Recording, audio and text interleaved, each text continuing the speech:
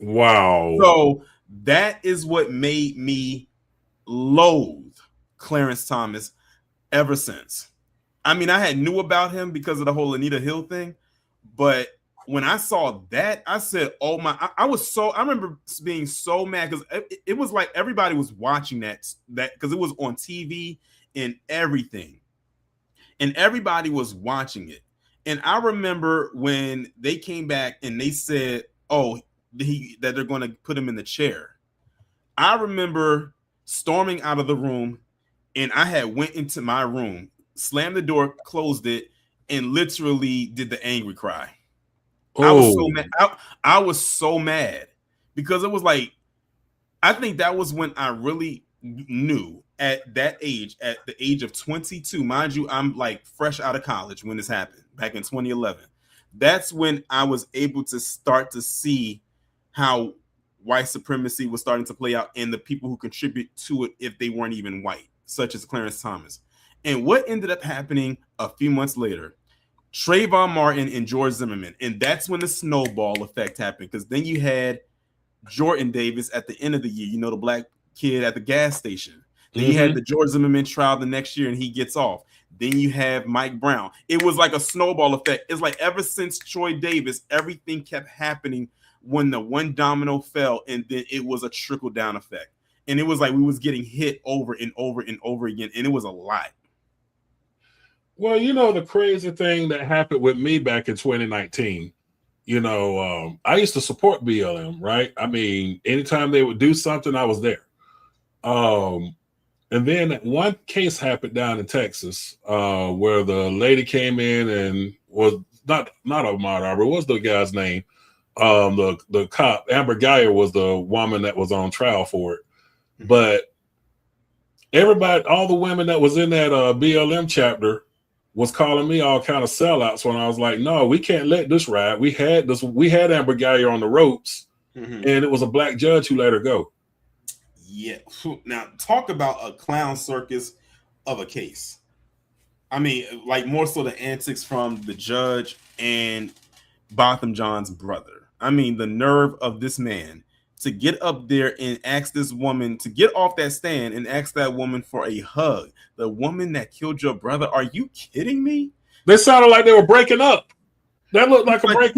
He was like, can I give her a hug? I'm like, what is going on? Like, I'm like, we are literally all watching this play out in real time, and I'm like, what is happening right now? And then on top of that, it was several leaders within the BLM movement that was telling me that I need to pipe down, and I can't speak on that because I'm married to a white woman and that I support that I'm a Republican.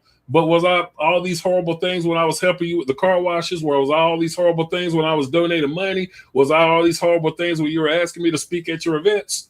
You see what I'm saying?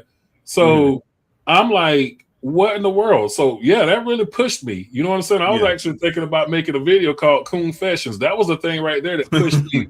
Like, I was like, what in the world? And then, it took me down a red pill rabbit hole because a lot of these women were saying we got to be forgiven, this, that, and the third. I'm like, forgiven? Why the heck are we trying to extend our forgiveness to a person that, one, didn't ask for our forgiveness, two, is not deserving of our forgiveness, and a judge that, pretty much could have set the precedent that you're not going to do this to our people anymore. Yeah. Hey, Ricky, I don't mean to cut you off, but I have one more person I want to bring up. All right. Before I end the live. But I do appreciate you coming up, though. All right, Taryn, I appreciate you coming in to check me out, too, man. No problem. Shout out to Ricky for coming up. Now I'm going to bring Jesse up. What's going on? Thank you, Tori. I appreciate you. Happy Mother's Day. Salute to Same you. Same to you. This is some bullshit. He giving pictures reparations. But see, the thing is, they don't call it that. But when you look at a price, I would say a price tag that big, $1.7 billion with a B, not even $1.7 million with an M, but $1.7 billion with a B. I always tell people, if you want to put into perspective how big a billion is, just think of how many millions it takes to get to a billion. $999,999,999.99. All you got to do is add in another penny. Yep. another dollar rather. But I mean, like, it's like, wow. Yeah, that's a direct slap in the face because, I've been saying for the longest that he was going to cut the check for reparations just to spite the Democrats. But he going ahead and That's do why I this. keep telling y'all, they are the exact same. People may not like to hear that, but it's the truth though. They are the exact same. Mm-hmm. They just go about getting to their their end goal. The way that they get there may be different, but as long as they get there and meet somewhere in the middle, that's all that matters. But like when I saw this, I said I have to talk about this because it goes right in alignment with what I've been saying about both of these parties for so long. I said they are literally like they're like siblings one day and then they're mortal enemies the next, but they're together when it comes to dealing with us, but then they want to be or put on a facade or put on a performance for the rest of the world to see. I see it for what it is. Right. I do too. That's why I'm independent. I heard you talking earlier that you said you've been independent for 4 years. I've been independent since 2013 when Dr. Claude Anderson told us that all Native Black Americans at that time need to change our voter registration to independent. And I never looked back. I voted for Osambo his second term, and that was the last time I voted Democrat. I haven't voted Democrat in elections since 2012. Mm-hmm. I think the last time I voted, it was a write-in. I think I probably just put something. You know what? I know what it was.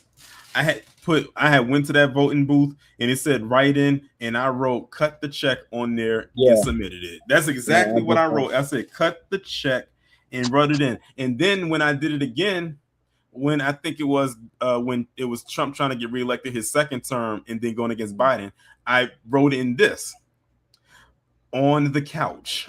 That's what I put. That's exactly what I put. Yeah, I wrote in reparations and tangibles in 2023 from our local election when they went out their way to keep me from getting on the ballot. So I didn't vote for either one of the two runoff candidates. I wrote in reparations, FBA reparations now, and tangibles because I'm known as Mr. Denver Tangibles. But yeah, that's all I had, Torian. Appreciate you having me up.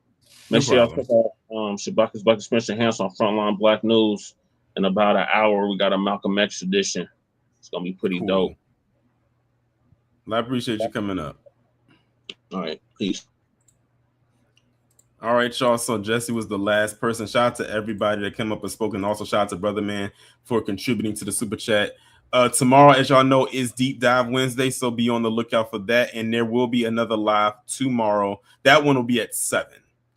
That one's going to be a little bit more. I guess you could say that's more. It's going to be more light compared to this. This one was more of a serious topic, and I'm glad I did this live today because that's one less thing I got to talk about on Saturday. And the live tomorrow is the same thing because I had that one was going to be for Saturday as well in the weekly recap. Now that's one less thing I got to talk about. But y'all enjoy the rest of your evening, and I will talk to you tomorrow. Be safe. Stay warm. Well, not stay warm, stay cool because it's hot today. I don't know where y'all at. It is scorching today. But stay cool, stay hydrated, but most importantly, be one.